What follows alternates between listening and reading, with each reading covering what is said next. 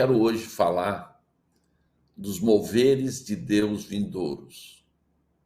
Eu já falei sobre isso, mas eu quero me ater em alguns detalhes importantes para que você perceba o tempo.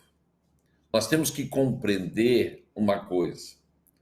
O mais importante é a gente ter o discernimento do tempo que estamos vivendo, certo? Então, para isso, é importante você saber que nesta geração e neste tempo você está vivendo um mover de Deus e este mover tem um propósito, ok? Muitas vezes parece até que você está no meio de um caos, parece que você está no meio de uma confusão, parece que ninguém mais está se entendendo. O que eram verdades absolutas hoje não é tão verdade assim, e em todos os meios. Por que está acontecendo isso? É isso que você tem que entender.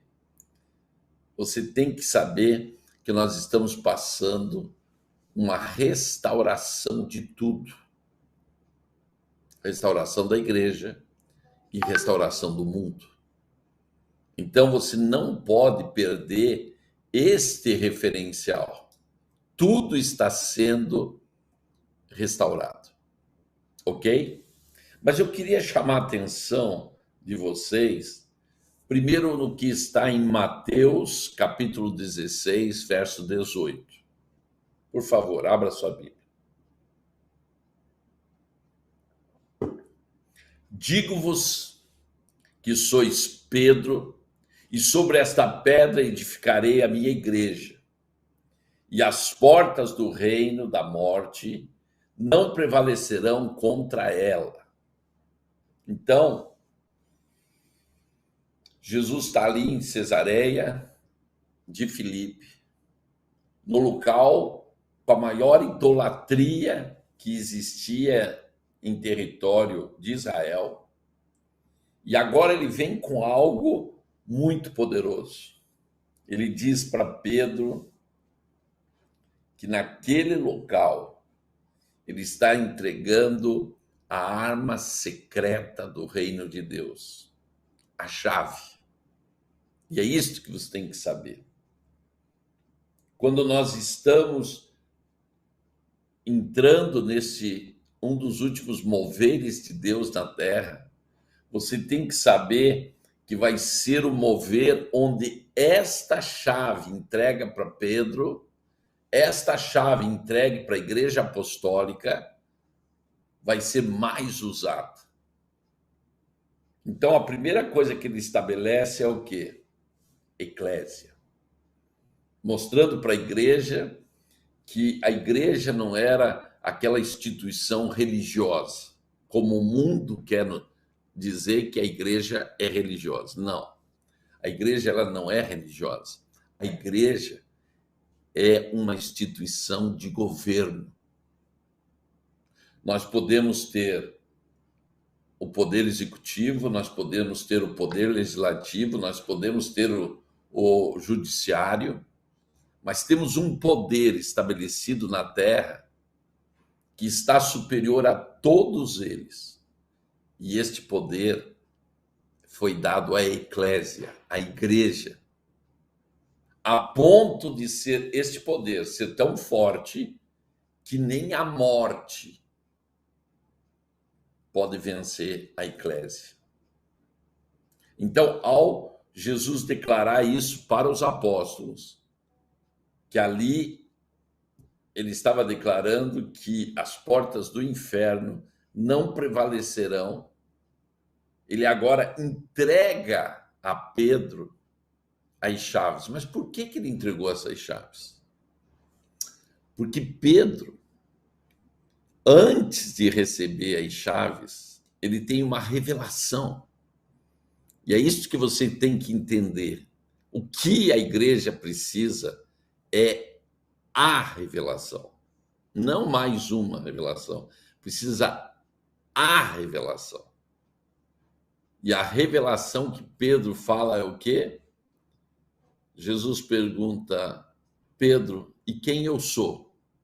Para você Então eu quero falar com você que está na Koinonia em Palmas, com você que está me seguindo pela internet. Esta é a pergunta que eu tenho que te fazer hoje. Quem é Jesus para você? E Pedro responde: tu és o Messias, tu és o Filho de Deus. Então você tem que ver que na cabeça de um apóstolo judeu, ele está respondendo algo que os judeus entendiam muito bem. Quem era o Messias?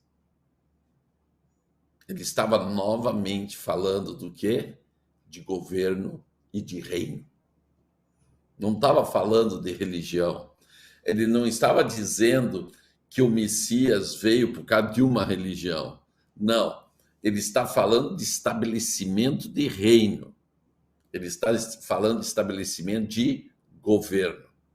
E a partir da hora que Pedro faz esta revelação, agora Jesus diz: eu tenho uma chave para você, a chave do reino de Deus.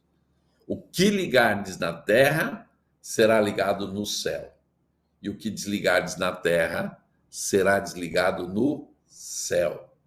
Então, presta bem atenção que o ligar e o desligar não vem do céu. O ligar e o desligar agora está sobre os apóstolos. É isso que você tem que compreender. Nesta década, que é uma década apostólica, é a década de grande restauração, é a década que as coisas vão acontecer, é a década que o reino vai se estabelecer como nós nunca vimos antes. Esta é uma década de mensagens fortes, de rompimento com estruturas totalmente satânicas, mas o estabelecimento do reino como nunca se viu. É isso que você tem que compreender. Nós não estamos e nem temos mais tempo para ficar brincando de igreja. Agora chegou o tempo de vivermos o reino de Deus. E o reino de Deus não é religioso, ele é espiritual, mas não é religioso.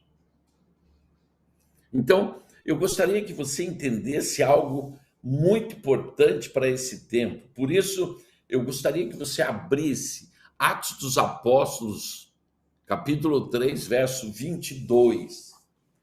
A declaração que está aí é muito forte. A declaração que está aí é que nós entendemos o que está começando a acontecer. Diz o que aí? Essas fontes bíblicas que eu estou apontando cita a necessidade da restauração que acontecerá na terra. E para quê? Para o retorno de Jesus. Jesus não retorna sem tudo estar restaurado. Então é isso que você tem que entender. A volta de Jesus, ela está condicionada à restauração de tudo. Então muita gente está dizendo: não, Jesus volta hoje, amanhã, depois da manhã. Não, gente. A condição que a palavra diz em Atos, capítulo 3, verso 22, né? 21, diz o quê? Que a volta dele está condicionado pela restauração de tudo.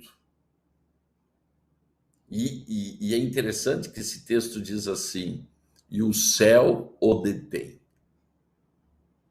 Então significa que não é a terra que está detendo a vinda de Jesus, mas é o céu que detém, até que se cumpra o quê? Tudo o que já foi estabelecido para ser restaurado. Então, nem eu querendo, nem você querendo, ele voltará antes disto, porque o céu é que está detendo a volta de Jesus. Então, nós temos que ter muito cuidado, porque muitas pessoas estavam dizendo que esse ano ele voltava por causa dessa pandemia e tal. Gente, Jesus não vai voltar por causa do caos, ele não vai voltar por causa da confusão, ele não vai voltar por isso, por aquilo. A Bíblia estabeleceu que ele volta depois que tudo estiver restaurado. É isso que nós temos que entender. Para que tudo esteja restaurado, nós temos que ver lá na queda do homem o que foi danificado. Você tem que compreender que a queda do homem danificou muitas coisas. Por isso que se chama uma queda. A desobediência. E a desobediência provocou uma mudança de governo e de autoridade. E agora que foi retomado esse governo, nós estamos estabelecendo como igreja esta autoridade. Então é isso que você tem que entender. Mas a Bíblia fala, eu gostaria que você abrisse a tua Bíblia em Apocalipse capítulo 2, verso 7. Apocalipse 2, 7.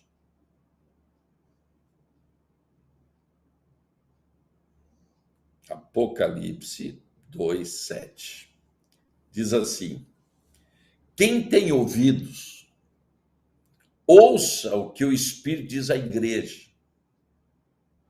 Ao que vencer, dar-lhe-ei a comer da árvore da vida que está no meio do paraíso de Deus. Então quer dizer, nada mais é o estabelecimento do reino do que a retomada do que o homem perdeu, que era o acesso à árvore da vida. Compreendeu, então? Então, todo o processo começa por aí. Só que diz assim, aquele que vencer, tá? Vamos um pouquinho à frente e você vai ter oportunidade de ver aí em Apocalipse ainda, verso 11, do mesmo capítulo 2. Diz assim, quem tem ouvidos, ouça o que o Espírito diz à igreja. O que vencer não receberá o dano da segunda morte. Isto é, e ao anjo da igreja que está em Pérgamo escreve, isso diz aquele que tem a espada aguda de 2 fios. Se não bastasse, vamos agora para o verso 17. Olha que na sequência, 17. Quem tem ouvidos, ouça. Então, quer dizer, qual foi a primeira restauração? Tudo restaurado para voltarmos a comer da árvore da vida. A segunda restauração nada mais é do que vencer a morte. A terceira, quem tem ouvidos, ouça o que o Espírito diz à igreja. Ao que vencer, darei a comer o maná escondido. E dar-lhe-ei uma pedra branca, e na pedra um novo nome escrito, o qual ninguém conhece, não aquele que recebe.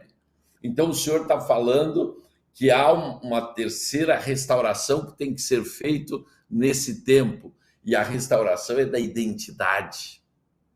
Por isso que este mover que nós estamos entrando agora é o mover dos santos, o mover dos filhos de Deus, porque sem a restauração da identidade, não tem como entrarmos nesse mover. Se você não sabe quem você é, como que você vai governar a terra? Entenderam? Senão você vai caminhar pelo que os outros te disserem que você é. Não, então está neste mover, está a restauração da identidade dos santos. E nós não podemos perder esta direção. O que Deus está te dando agora é que você tem que sair da ilusão religiosa, você tem que sair das historinhas de faz de conta, das historinhas de românticas, e tem que conhecer a verdade absoluta do principal tema da palavra de Deus, porque você veio para isto. Você só está na terra por um motivo. E você pode me dizer, já sei, apóstolo, eu vim para a terra para ter filhos. Não. Eu vim para a terra para trabalhar. Não. Eu vim para a terra para ganhar dinheiro. Não. Você veio para a terra para ser filho de Deus e, em nome dele, desempenhar o governo da terra. E só pode fazer isso quem? Os filhos.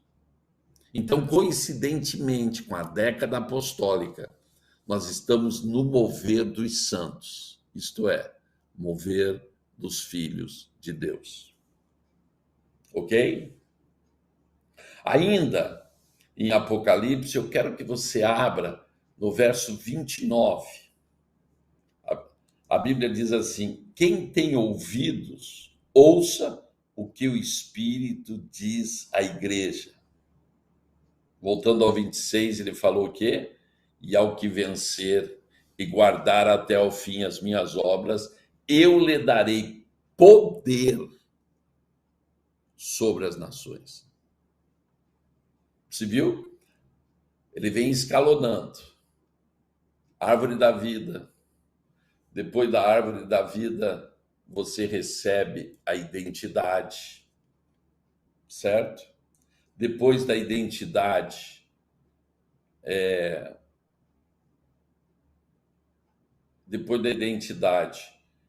você pode comer do maná, certo? Depois vem, agora, na ordem, o poder sobre as nações. Então, tudo te levando ao governo. Para quê? Para você desempenhar o teu chamado como filho de Deus. Vamos ultrapassar Apocalipse 2 e vamos ao 3. É interessante porque no 3, começa ali no verso 6, diz o quê? No verso 5 ainda: o que vencer será vestido de vestes brancas. E aqui está o segredo. Se nós estamos falando de um mover dos santos, é porque o Senhor quer trocar as nossas vestimentas. Não tem como eu ser filho de Deus com roupas de maltrapilho ou sujas. Então, isso está ligado ao quê? Isto está ligado à santidade. Por isto que este primeiro mover que nós estamos para viver é do quê? Dos santos, dos filhos de Deus. Por isso que esse texto fala exatamente das vestes brancas. E novamente insiste em dizer o quê? De maneira nenhuma arriscarei o seu nome do livro da vida e confessarei o seu nome diante de meu Pai e diante dos meus anjos. Quer dizer, aquela declaração tremenda. Você agora faz parte genuinamente dos salvos. Então, nós temos que ir um pouquinho contra a teologia da hipergraça. Porque a teologia da hipergraça diz que você está salvo e acabou. Só que aqui nós vemos uma condição. A santidade faz parte da nossa vida para estarmos no livro da vida. Vou repetir. O que vencer será vestido de vestes brancas. Isto é, santidade. É a confirmação da mudança de vida. E se é a confirmação da mudança da vida, nós podemos te dizer que aí sim, nesta mudança, os nossos nomes são escritos no livro da vida. Aí sim nós temos a promessa. E preste bem atenção. O texto não diz que nós vamos confessar o nome dele. mas é ele que confessa o nosso nome diante do Pai e dos anjos. Ele diz: fulano de tal está comigo, fulano de tal está comigo, fulana está comigo, esse também está comigo. E existe honraria maior, gente? Um simples ser humano que nasceu em espírito, mas que ocupou um corpo, depois de cumprida toda a sua tarefa, o nome dele será citado para Deus e para os anjos pelo próprio Salvador. É pouco? Meus amados, por isso que nós temos que investir mais do que nunca nas nossas vidas em santidade. Vamos para o verso 12.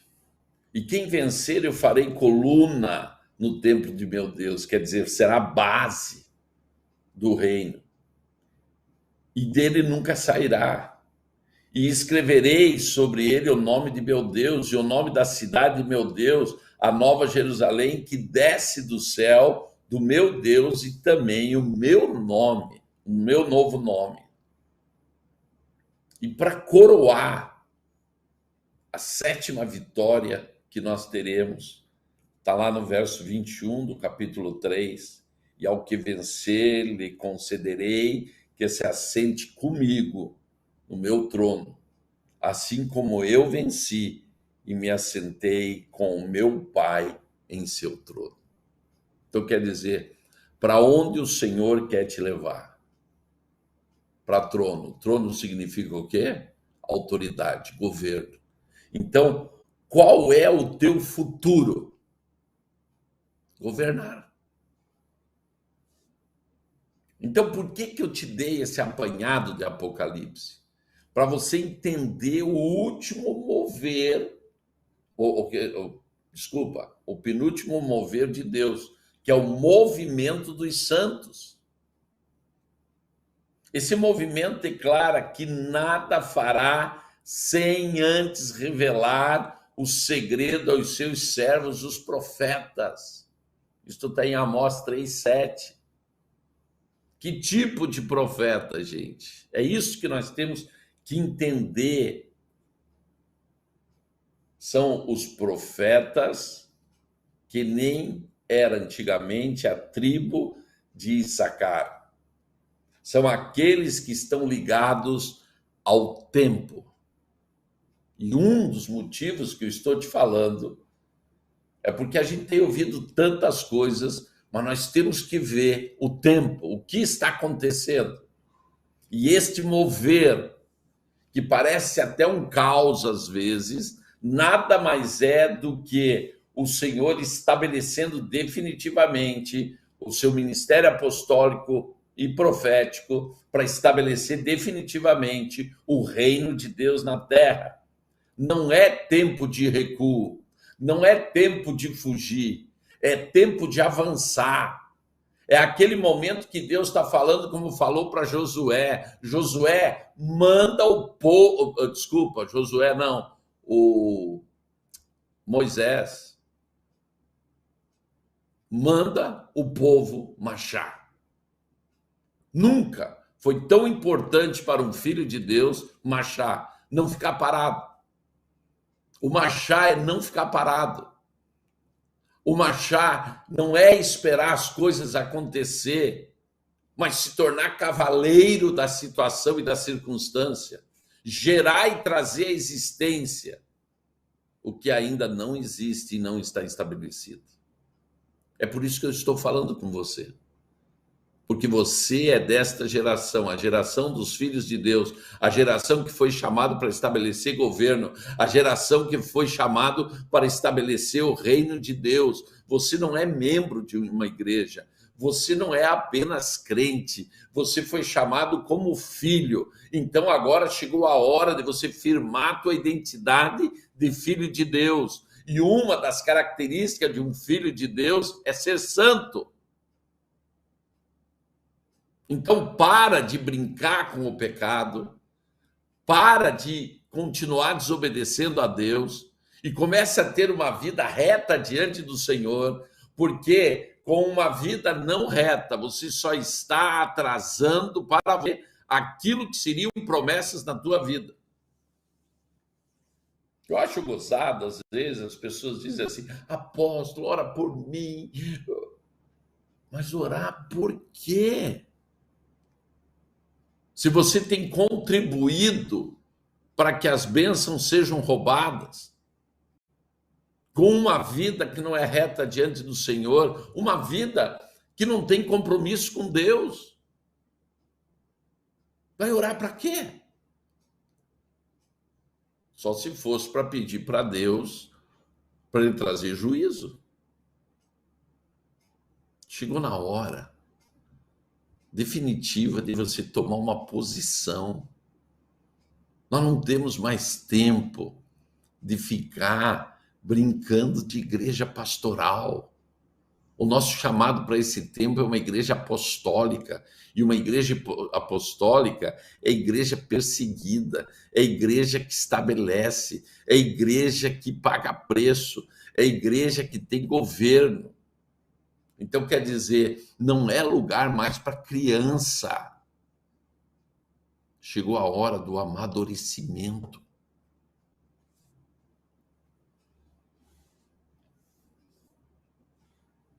Meus amados,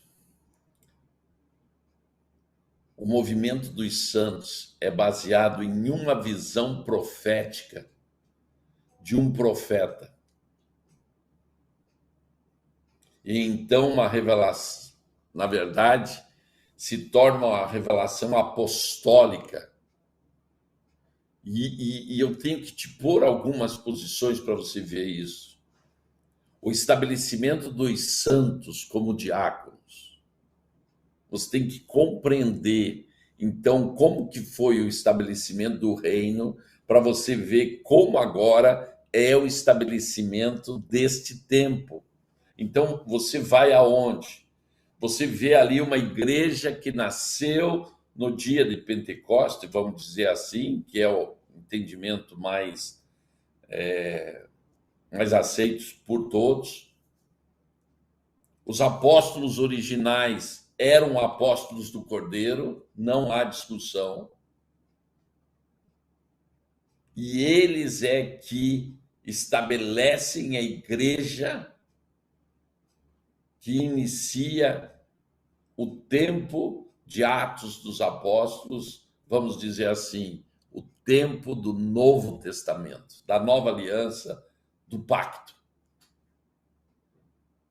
Então, nós temos que estabelecer uma coisa. Nós temos que ver que eles vêm como ministros modernos para aquele tempo, estabelecendo algo que ninguém esperava, o caminho, que mais tarde vai se tornar a igreja. Então, eles começam a demonstrar um nível de igreja, de sinais, de milagres, de maravilhas. E tudo isso estava baseado na figura dos apóstolos. Só que os apóstolos, e é isso que você tem que entender, muitas pessoas ainda estão atrás daquela figura da ovelhinha cuidada pelo pastor. Só que chegou uma hora que os próprios apóstolos viram que eles não davam conta, como apóstolos do Cordeiro, para pastorear todo mundo e ajudar todo mundo. Eles tiveram que fazer o quê? Eles tiveram que começar a distribuir funções. E aonde em Atos dos Apóstolos, capítulo 6, verso 16, começa o chamamento dos diáconos. Os diáconos que têm unção para curar, os diáconos que servem à mesa, os diáconos que vêm com uma força que até então nem se conhecia. Por quê? Porque os apóstolos ficaram destinados à função que eles tinham que exercer, que era o quê? Milagres, maravilhas, palavra. Não existe a igreja apostólica sem sinais. Se estamos vivendo a restauração do apostólico, a manifestação de sinais, maravilhas e milagres é o sinal do apostólico. Você tem que entender isso. Senão não existe um apostólico em prática.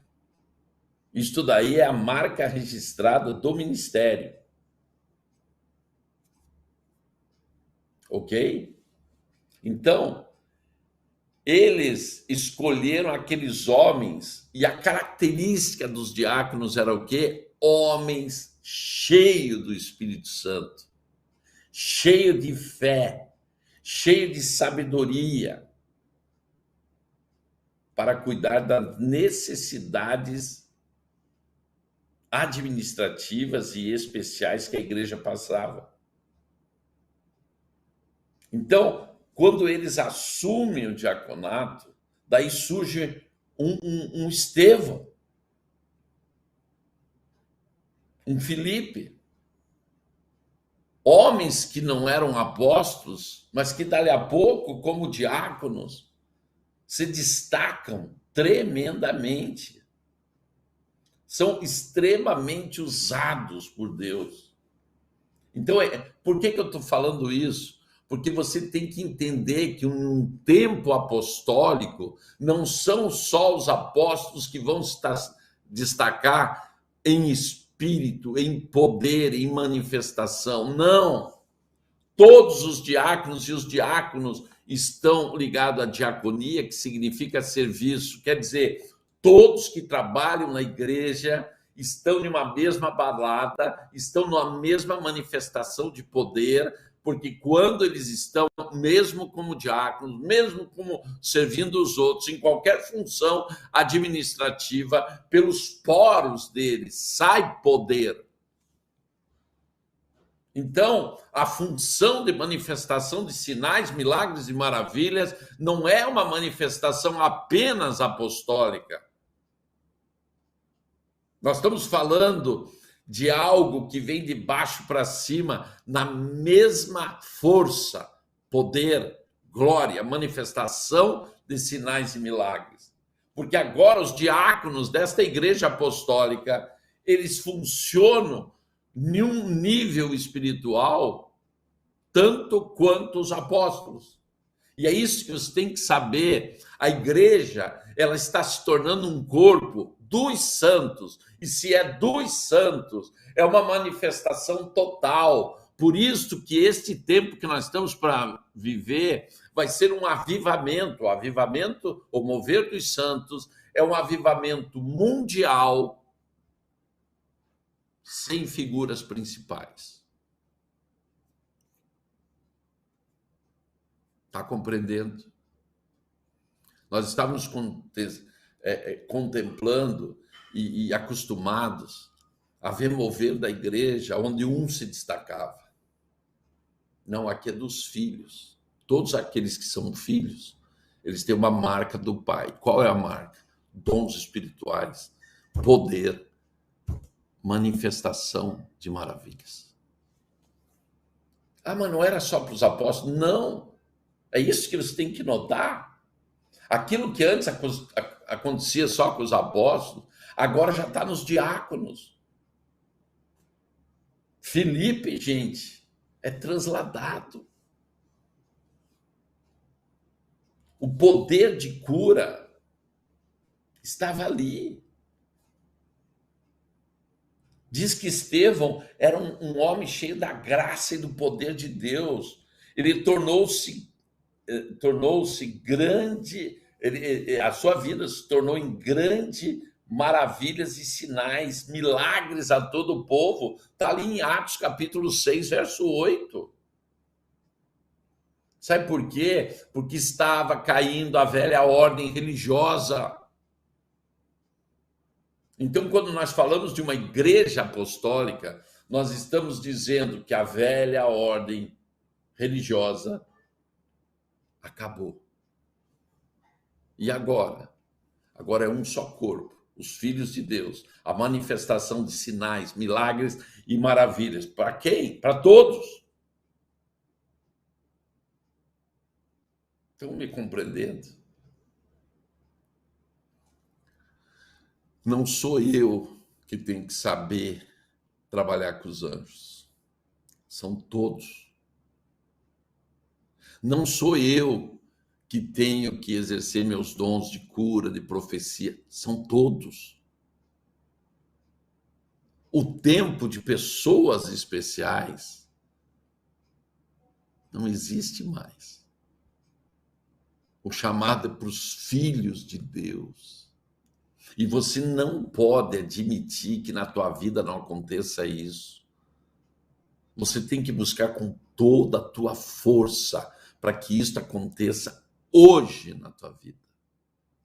Eu quero ativar na sua vida manifestações de poder, não só na tua vida, mas através de você, na vida de muitas pessoas. Olhe bem, em Atos capítulo 7,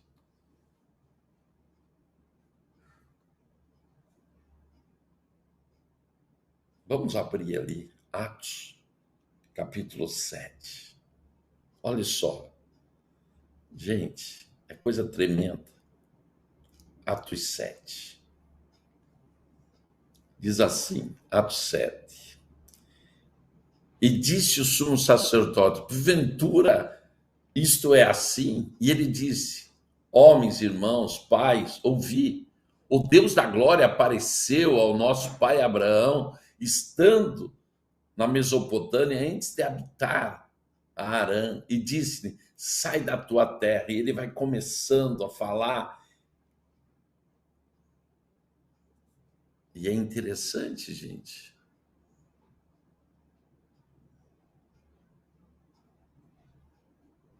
Que em Atos, capítulo 6, dizia assim, ora, naqueles dias, crescendo o número dos discípulos, então quer dizer, a igreja estava em crescimento. E é isto que vocês têm que compreender. Nós vamos começar a viver um crescimento espantoso, não de quantidade.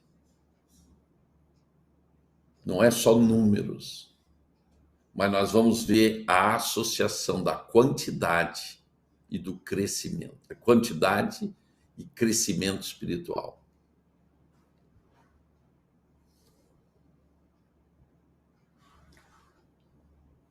Meus amados, é interessante que a gente vai lendo a Bíblia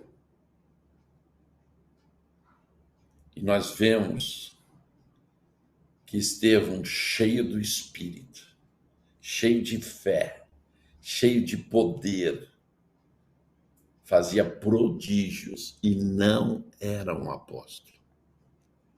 Então você que anda sentadinho no banco, e você que está dizendo assim, não, isso é coisa para o apóstolo Coraiola, para o pastor fulano de tal. Estevão, Filipe, Prócoro, Nicanor, Timão, Pármenas, Nicolau, foram escolhidos porque eram homens de fé e cheios do Espírito. Não eram apóstolos, eram homens comuns da igreja, mas por terem um grande mover de fé e cheios do Espírito, faziam sinais e maravilhas. Então, o que eu estou te falando? Este é o tempo da igreja, como um corpo, se manifestar com sinais e maravilhas. Não é fulano de tal ou fulano de tal. Então, quando Estevão vai falando, gente, ele vai agredindo, sabe o quê? A religiosidade. Eu estou te falando nesse sábado, se levante em fé e poder para que você definitivamente destrua a religiosidade que tentou te matar espiritualmente. Estevão vai falando com ousadia. E vai falando com ousadia. E toda a palavra de Atos 7 é o discurso de Estevão. E é interessante que ele não pôde terminar o seu discurso.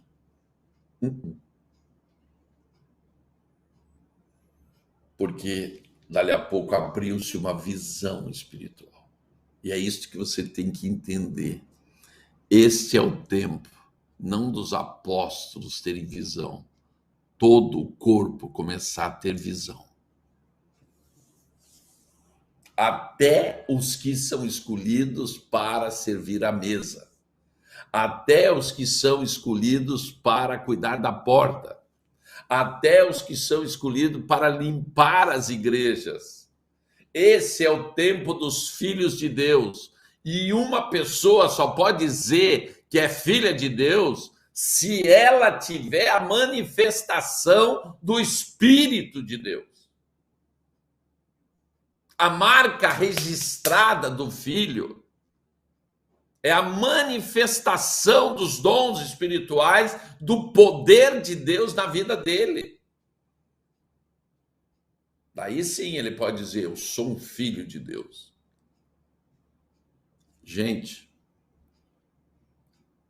não existe mais lugar para fraude dentro da igreja. Ou você é, ou você não é. Nós não podemos mais aceitar o estelionato cristão. O estelionato é a da aparência. Não. Não tem mais lugar para aparência. Ou é. Agora não tem como. Ou você é filho de Deus e o poder de Deus se manifesta para você. E qual é a prova? A tua identidade de filho. A manifestação do poder.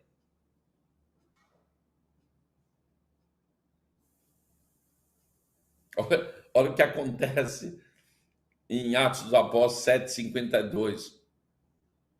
Quer dizer, 53. Diz assim, vós que recebeste a lei por ordenança dos anjos e não aguardaste, e ouvindo eles isso, enfureceram-se em seus corações e rangiam os dentes contra ele. Mas ele, estando cheio do Espírito Santo, fixando os olhos no céu, acontece o quê? Viu a glória de Deus. E Jesus que estava à direita de Deus. E disse, eis que vejo os céus abertos. E o Filho do Homem que está em pé à mão direita de Deus. Sabe o que causou isso?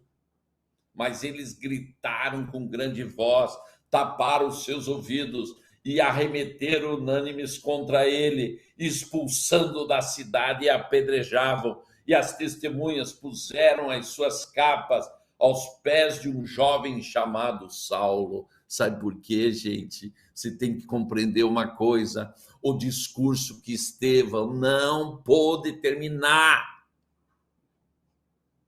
foi a história da vida de Paulo. Não Saulo, mas agora Paulo, cheio do Espírito, a ponto de dizer, não sei se corpo e espírito, mas eu já fui no terceiro céu.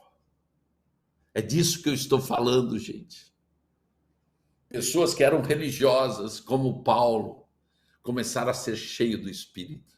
Então não tem como, nesta época, nesta geração, nesse tempo, neste mover de Deus, você não ser cheio do Espírito. E você pode me perguntar assim, mas apóstolo, como eu me encho do Espírito? Está na hora de você fazer o básico, tempo de qualidade com Deus, palavra de Deus, vida de oração e de jejum. E você vai ser cheio do Espírito. Eu quis te mostrar que muitas pessoas às vezes estão esperando os apóstolos, os profetas se manifestarem. Cada um no seu chamado, cada um na sua função. Mas a principal característica é ser cheio do Espírito de Deus.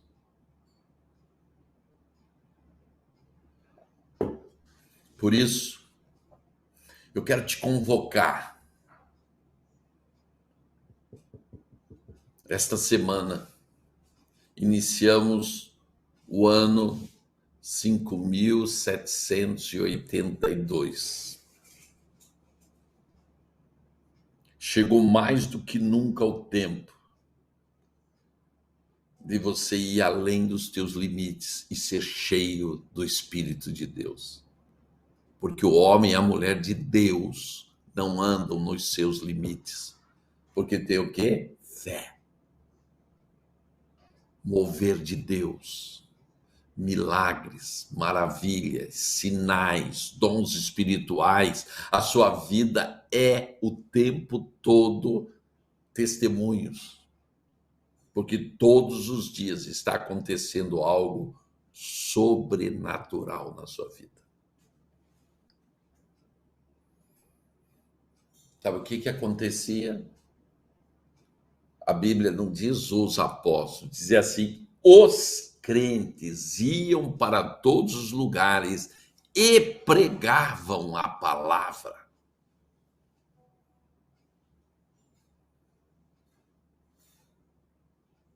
É isto que nós estamos para viver. Só que eu quero te dar um alerta. A sacudida de Deus é só para os que estão dormindo e acomodados. Não espere ser sacudido por Deus. Tome a atitude e seja cheio do Espírito. E verdadeiramente assuma a tua identidade de filho de Deus. Pois este é o mover que nós começamos e estamos já vivendo. Manifestação da glória de Deus. Eu nem preciso te falar de Filipe. Filipe é capaz de correr atrás do homem que estava ali, indo embora, e dali a pouco, do nada, ele é conduzido em arrebatamento para outro lugar. Eu não estou falando dos apóstolos, gente. Eu estou falando daqueles homens que foram escolhidos no meio do povo, porque eram cheios do Espírito, cheios de fé. É o toque que Deus hoje está fazendo na tua vida, te escolhendo, para que verdadeiramente você seja o Filho de Deus. Amém? Seja cheio do Espírito. Este é o segredo. E eles foram cheios do Espírito. Cheio de sabedoria, cheio de poder. Eles tinham uma boa reputação. Fizeram tudo com fidelidade. Tudo que os apóstolos diziam, eles faziam.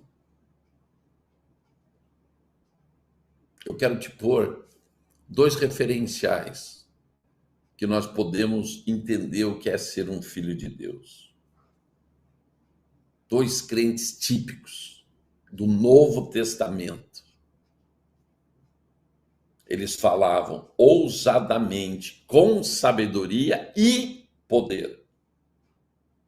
Logo, eles eram o quê? Santos,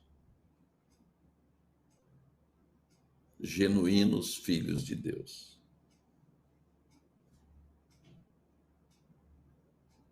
Entenda isso. O exemplo de Estevão, o exemplo de Filipe, é só para você ver o referencial de um filho de Deus depois de Jesus. Amém? Eu quero orar com você agora. Senhor e Pai maravilhoso, em nome de Jesus, eu quero que venha hoje sobre todos esses que estão conosco. Venha agora a tua marca, a tua unção, o teu poder. Definitivamente, que haja um rompimento de cada um com a religiosidade e que eles sejam cheios do teu Espírito e que a tua glória se manifeste na vida deles de uma maneira tão tremenda que aonde eles forem, a tua glória invadirá os locais de trabalho, de ensino, de locomoção, aonde eles estiverem. Que a tua glória se manifeste. Senhor, na autoridade do nome de Jesus, eu quero liberar sobre cada pessoa que está me ouvindo hoje isto que ficou essencial nesse texto. Que sejam homens e mulheres cheios de fé, cheios do Espírito, cheios de sabedoria e cheios de poder. É isto que eu libero para cada um, em nome de Jesus. Amém? Sabe por que eu quis te falar isso? Porque normalmente a gente ouve falar de uma igreja apostólica e pensa que a igreja apostólica ela é só feita de apóstolos. Não. Ela é feita de filhos de Deus. E alguns são apóstolos. Mas os filhos de Deus têm características definidas. Cheios do Espírito, cheios de poder, cheios de sabedoria. E que essas características possam ser visíveis na tua vida. Amém?